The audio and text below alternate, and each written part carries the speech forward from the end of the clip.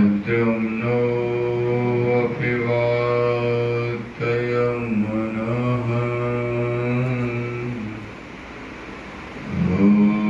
सत्यं परं धीमहि।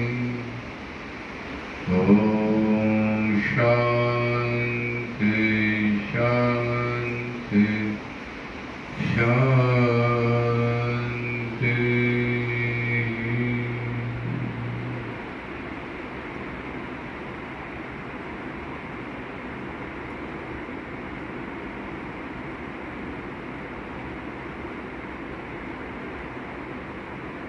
समस्त जीव शांति ही चाहते हैं, निश्चिंता ही चाहते हैं, प्रसन्नता ही चाहते हैं, आनंद ही चाहते हैं। चाहते तो सभी हैं, लेकिन किसका मन सदैव प्रसन्नचित और आनंदित रहता है? जो संसार को जितने अंश में स्वप्नवत जानता है, उतने अंश में वो आनंदित रहता है। लेकिन इतनी ऊंची निष्ठा तभी हो सकती है कि जब साधक अपने कर्तव्य कर्मों को तत्परता से पूर्वक करके ईश्वर की आराधना, उपासना, साधना समझ के करता हो। जैसे आज रोड के किनारे वहीं पर सब आ जा रहे हैं, किसी को कहा कि उसको उठा दीजिए, तो उस व्यक्ति को शर्म लगी। उसने कहा कि नहीं, रात के टाइम पर अंधेरे में उस कचरे को उठाएंगे। तो किसी महात्मा ने वीडियो ऑन करके सबको दिखा करके वो कचरा उठाया।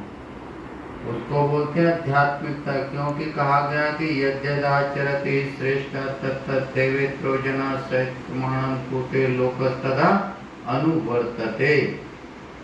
भगवान कृष्ण को सब मानते हैं, गीता को भी सब मानते हैं, पूजा पाठ भी सब करते हैं, लेकिन जब तक शास्त्रों का अर्थ जीवन पर नहीं उतरता, तब तक व्यक्ति आध्यात्मिक सा लगता हुआ भी आध्यात्मिकता का आनंद नहीं आता। आध्यात्मिक दिखता तो है, लेकिन उसका आनंद तब प्रकट होता है जब शास्त्रों के अनुसार उसकी मानसिकता हो जाती है। गीता का श्लोक है, जैसे बड़े बुजुर्ग, बड़े व्यक्ति, चाहे धन से हो, तन से, मन से, उसका जैसा व्यवहार होगा उससे दूसरे लोग सीख जाएंगे। क्यों? स्वच्छता अभियान में पहले लोग सार्वजनिक स्थान पर एक समय में था कि झाड़ू लगाने पर बेइज्जती समझते थे, और एक समय में ऐसा आया कि रोड पर झाड़ू लगाने पर स्वाभिमान। मैं कई बार कहता हूँ, अपने पड़ोस में जो मोनी जी हैं, मेन रोड पर सवेरे 4 बजे, उनको तो कोई नहीं कहता, लेकिन वो किस लिए? ईश्वर प्रीति कि हजारों लोग उस रास्ते से जाएंगे, उनके मन में जो प्रसन्नता होगी, जो आनंद होगा, उस व्यक्ति को वैसे ही प्राप्त हो जाता है जैसे हजारों गायों के बीच में हजारों गायों के बछड़े। किसान भले नहीं पहचान पाएगा कि कौन सी गाय का कौन सा बछड़ा है। जहाँ पर 10-10 हजार गाय होती है, 10-10 हजार बछड़े होते हैं, तो कई बार वो भी नहीं पहचान पाता। वो जैसे खोलता है तो बछड़ा बिल्कुल अपने माँ के पास में, चाहे 10 हजार गाय हो, चाहे 20 हजार गाय हो, वो पहुँच जाता है। तो ऐसे ही हमारे द्वारा किए हुए कर्मों का अनुकूल और प्रतिकूल फल वैसे ही कर्ता के पास में स्वतः ही पहुँच जाता है। तो व्यक्ति सदैव जब कोई भी चलता है किसी रास्ते पर, तो समय में कंकड़ होते हैं, पत्थर होते हैं, कांटे होते हैं, लेकिन जब उस रास्ते पर वो पहुंच जाता है फिर हजारों लोग उस रास्ते पर पहुंच करके और वो एक रास्ता ही बन जाता है। जैसे किसी खेत में से जाओ, एक व्यक्ति जाओ, 2 जाओ, 10 जाओ, तो बिना धुरमुट के कूटे हुए वो एक पगडंडी सी दिखाई देता है। क्या ऐसे ही जीवन में आध्यात्मिकता का मतलब होता है कि जो हम रामायण पढ़ते हैं, जो हम गीता पढ़ते हैं, जो हम भागवत पढ़ते हैं, उसके अर्थ को हमारे जीवन में जी ले। अन्यथा श्लोक भी याद हो जाएंगे, चौपाई भी याद हो जाएगी, पूजा भी, सब कुछ हो जाएगा, लेकिन व्यक्ति खिन्न, चिंतित, तनावग्रस्त, अशांत रहेगा। पूजा तो करता है लेकिन शास्त्र भी पढ़ता है, उससे पुण्य मिलता है, लेकिन पाप और पुण्य से तब परे होता है कि जब उस अर्थ को वो जानता है। अपने मन की गतिविधियों को जो जानता है तो सदैव सुखी है। जिस प्रकार से अपना मन होता है उसी प्रकार से दूसरे का भी मन होता है। तो जो अपने मन को जानता है कि देखो अपना मन आलस करता है तो हम अपने मन को कैसे कंट्रोल करते हैं, तो वैसे ही जब दूसरे का मन भी आलस करे, किसी भी कार्य को देखो, जिस व्यक्ति के जीवन में हो जाए कि आज से नहीं, कल से सवेरे उठ करके भजन करेंगे, कभी नहीं कर पाए। एक छोटा सा दृष्टांत है, बाथरूम पर ना रहे कि आज से नहीं कल से टाइल्स साफ करेंगे, हो ही नहीं पाएगा, और जीवन में वो आलस के संस्कार पड़ जाएंगे, और आलस के संस्कार पड़ते ही वो व्यक्ति सब जगह पिछड़ता जाएगा, किसी भी क्षेत्र में होगा, चाहे ध्यान के हो, चाहे भजन के हो, चाहे। इसलिए कहता है कि जीवन में समन्वय, अपने को समय से भोजन भी करना है, तो नहाना भी है, तो फिर कहीं जाना भी है, आना भी है, एक जगह 10 कार्य करने होते हैं। तो जो सभी जगह ठीक ठीक अपना समय दे देता है उसकी उन्नति हो जाती है, और जो अपना ठीक ठीक समय नहीं दे पाता, अपना विस्तार तो खूब फैला देता है, लेकिन उसको क्या नहीं कर पाता, विस्तार तो उसने कर लिया, लेकिन उसको ठीक समय पर ठीक जगह पर पहुंच नहीं पाता, तो फिर उसके लिए भी बड़ा कठिन हो जाता है। या तो व्यक्ति इतना विस्तार करे कि जितना वो वहां तक पहुंच सके, नहीं तो फिर कई बार व्यक्ति इतने नाते, रिश्ते, सगे संबंधी कर लेते हैं, बहुत अच्छी बात है, सब होना चाहिए, लेकिन सबसे हिलिए मिलिए सब संग नदी नाव नहीं हो। यदि उनके दुख में हम दुखी हो गए तो कुछ नहीं कर पाएंगे, दुख में हम दुखी नहीं हो पाएंगे तो हो सकता है कि कुछ हमारी सूझबूझ, कुछ युक्ति सोच देगी कि किस प्रकार से वो दुख से पार निकल सकते हैं, और जो स्वयं ही व्यक्ति दुखी हो गया तो उसकी बुद्धि नहीं चलेगी। तो सुख से भी और सुख में भी और दुख में भी बुद्धि को स्थिर रखना है। उसी को गीता में वर्णन है कि दुखेषु अनुद्विग्नः सुखेषु विघ्नस्पृहः वीतरागः क्रोधा स्थिर मुनिरुच्यते। कि कितने भी प्रतिकूल परिस्थिति हो तो ठीक अपना कर्तव्य कर्म, व्यक्ति का अपना कर्तव्य कर्म है, फिर उसके पश्चात होना होता है तो भगवान की मर्जी, नहीं होना होता है तो भगवान की मर्जी। लेकिन कब? जब हमने पूरी योजना से, पूरी प्लानिंग से अपना कर्म करा। अपने कर्म करने में आलस नहीं करने।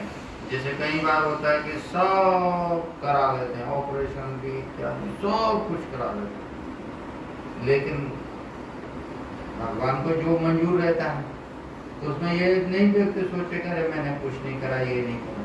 व्यक्ति अपनी तरफ से आलस ना करे, परमात्मा करे किसी भी कार्य में, और उसके पश्चात जो परिस्थिति और जो स्थिति आती है आनंदित करे। इसी में भलाई है, इसी में कल्याण और इसी में मंगल है।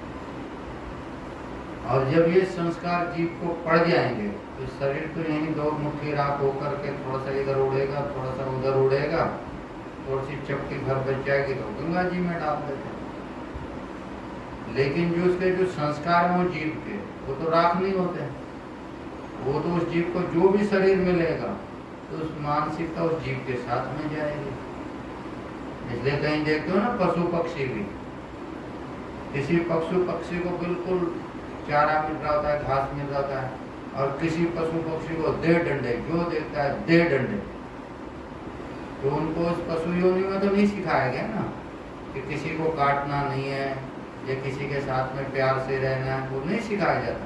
वो उनके पूर्व के संस्कार, और जो जैसे संस्कार हो गए तो वो संस्कार जन्म से जन्मांतर तक उसको सुख या दुख, दो ही तो होता है, ये तो सुख होगा या तो दुख होगा, सुख दुख के कारण होते हैं। तो इसलिए व्यक्ति को सदैव अपने ही मन को देखना चाहिए, दूसरे को नहीं। और संसार में दुख किस लिए होता है कि व्यक्ति दूसरे को ही देखता है कि उसको ऐसा करना चाहिए, उसको ऐसा नहीं करना चाहिए, उसको ऐसा बोलना चाहिए, उसको ऐसा नहीं बोलना चाहिए। अपना कर्तव्य कर्म कर, फिर उसने नहीं माना, नहीं करा तो ठीक है, हमने अपना कर्म कर। फिर व्यक्ति वही सोई राम ऋषि राखा को करे, तर्क बढ़ाओ ईशा। जैसे भगवान सांब सदाशिव जी ने समझाया कि वे ऐसी जगह पर मत जाओ कि जहाँ पर षड्यंत्र हो या कोई ना चाहता हो या कहीं कोई आमंत्रण ना हो। रामचरितमानस में है, सती जी ने तर्क दिया, फिर भगवान सांब सदाशिव जी ने कहा कि वही सोई राम रचि राखा को करे, तर्क बढ़ाए। उन्होंने अपना कर्तव्य कर्म कर दिया और उसके पश्चात निश्चित, जैसे आज तक किसी को बोला कि अपना बता दिया, भी ऐसे कर दो, नहीं करा, ठीक है, वो महात्मा अपने आप टोकरी ले जा करके साफ करके आ गए। तो व्यक्ति हमेशा जब दूसरों को ही रहता है वही दुखी रहता है, और जो दूसरे पर निर्भर नहीं है किसी भी प्रकार से, वो व्यक्ति सुखी है। सुख का, शांति का, आनंद का, निश्चिंता का, प्रसन्नता का कारण बस अपने आप को। दुख का कारण क्या है? हम क्या करते? बाहर बरसात थी, बरसात में तो चादर में भीगना ही था, बरसात आ गई तो हम क्या करते? लेकिन वो पलंग किसने रखा था बाहर? जो बैठा था उसको अंदर भी रखना चाहिए, कोई भी हो। भाई झाड़ू क्यों भीग गया? वो बरसात आ गई, हम गए थे भिक्षा लेने, हमने कहा कि बाद में रख देंगे, तब तक बरसात आ गई। अरे गाय अंदर कैसे घुस गई? हमने गेट खोला, हमने सोचा कि अभी हम आ रहे हैं अंदर, तब तक बात करने लग गए, भूल गए और अंदर नुकसान हो। थोड़ी सी लापरवाही, या गेट से बाहर मोटरसाइकिल निकाली, गेट बंद करने के लिए पहले बीच रोड में यूं सीधी खड़ी, बस 1 मिनट मारे, तब तक उधर से आया, उधर वाले ने 2-4 गुस्से से 2-4 शब्द बोले। अशांति का कारण, दुख का कारण लापरवाही। एक्सीडेंट भी होता है तो लापरवाही से, कहीं पर भी चूक होती है तो लापरवाही से। दूसरा व्यक्ति लापरवाही करता है, लेकिन हम सतर्क और सावधान है। रोड पर भी जैसे होता है ना लर्निंग लाइसेंस वाला, और हम सतर्क सावधान में तो हम काफी हद तक अपने आप को सुरक्षित रख सकते हैं। यदि अपना दायित्व बनता है घर में, परिवार में, समाज में, अपना उतना कह दें, फिर उसके बाद में वही सोई राम रचि राखा वो करे, तर्क बढ़ाओ। भगवान राम जी आए, भगवान कृष्ण जी आए, समाज चलता आया, चल रहा है और चलता रहेगा। तो उससे अपना मन शांत समाज चलाना। ओम पूर्णमदः पूर्णमिदं पूर्णात् पूर्णमुदच्यते पूर्णस्य पूर्णमादाय मुच्यते। ओम शांति शांति शांति। सर्वे भवन्तु सुखिनः, सर्वे सन्तु निरामया, सर्वे भद्राणि पश्यन्तु, मा कश्चित् दुःखभाग् भवेत्। ओम